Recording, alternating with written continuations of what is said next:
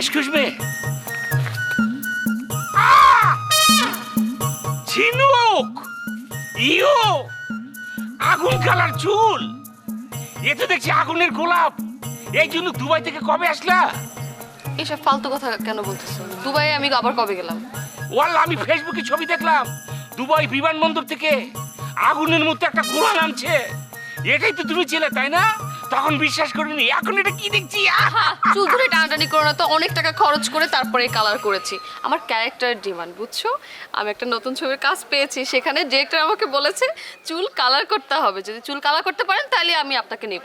এই জন্য আমি চুলটা কালার করে ফেলেছি। মেয়ে তো নয় যেন আগুনেরই গোলা।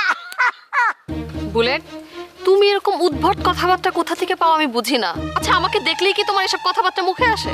আমার কথার ভিতরে বাজে কথা কোনটা হলো বলা? মানে কি বলবো, তোমার মতো একটা মেয়ে কি আমি ফেসবুকের ওই ছবিতে দেখলাম, যার চুল হচ্ছে আগুন কালার, মানে স্বর্ণ কালার। সেটা তো তুমি ছিলে নাকি ভুল বললাম? অবশ্যই আমি না। কারে না কারে দেখছো, আর সেইখানে তুমি আমার নামটা জড়াই দিছো। শোনো, কাজটা কিন্তু তুমি ভালো করো নাই। নগদে 500 টাকা বা তার বেশি পেমেন্টে পেতে পারেন ঢাকায় জমিসহ 20 কোটি টাকার পুরস্কার। এসব কথা বাদ দাও তো, কাজের কথা আসো। আমি তোমার সাথে কাজ করব? কখনোই না। আমি আর তোমার সাথে কাজ করব না। এরকম ফালতু নাচানাচি অনেক করছি, আর না। এবার ঝিনুক কাজ করবে বেছে বেছে। ঝিনুক, এইভাবে কথা বলো না, শিলি চটে যাবে। আমার সাথে নাচানাচি ফালাফালি করে তুমি প্রচুর ভিউ পেয়েছো, লোকজন তোমাকে চিনেছো। এইভাবে আমাকে তুমি অসম্মান করে কথা বলতে পারো না। কথা আছে কিন্তু, দাঁত থাকতে কেউ দাঁতের মর্যাদা দেয় না। আমি হচ্ছে তোমার সেই দাঁত গো। শোনো, ফেসবুক ইউটিউবে আমার অনেক জনপ্রিয়তা আছে, তোমার তো কোনো ভিউই নাই। আর আমার জনপ্রিয়তার উপর ভর করে তুমিও কিন্তু একটু পরিচিত হয়েছো। তোমার কথা শুনে আমার শরীর জ্বলে যাচ্ছে। এমন কথা তোমার মুখ দিয়ে আসে কিভাবে বলে? তোমাকে রাস্তা থেকে উঠে নিয়ে এসে আমার সাথে তোমার গানের মডেল বানিয়েছি। তার আগে রাস্তার কোনো ফকির তোমাকে চিনতো? আমি তোমাকে চিনেছি, এখন বড় বড় কথা বলছো না? তুমি এত অফিস নিয়ে বড়াই করো না, এত বড় বড় কথা বলো না। শোনো, আমি যদি তোমার কো-আর্টিস্ট মডেল না হইতাম, তাহলে তুমি এত ফেমাসিটি কোথা থেকে পাইছো? কোথা থেকে পাইছো? এই ঝিনুকের কাছ থেকে। এই অফিস নিয়ে যে এত বড়াই করো না, আমি না থাকলে তোমার অফিসে এত উপরে উঠতো না।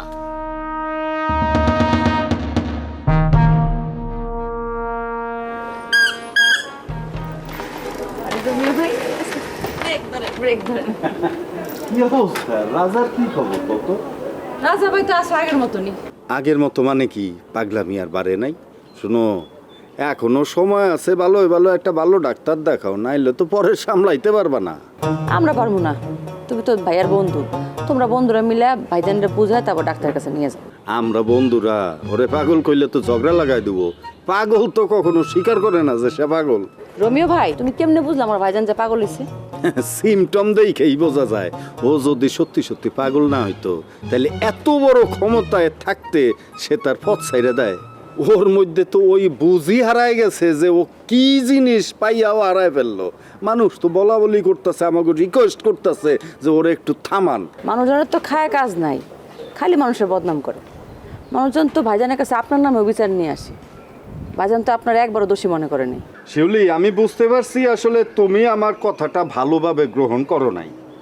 একজন ভালো মানুষ তুমি পাগল বলে চালাই দিবা, এটা আমি কেমনে মানি না। সরি, আমি আমার কথা উঠাই নিলাম। রাজারে আমি কিছুই বলবো না, এখন তোমার কথায় আসো। নগদে 500 টাকা বা তার বেশি পেমেন্টে পেতে পারেন ঢাকায় জমিসহ 20 কোটি টাকার পুরস্কার। আমার আবার কি কথা? শিউলি, তোমার সাথে নাকি মালিকের পোলার লগে একটা রিলেশন চলতেছে। চলুক, সমস্যা নাই।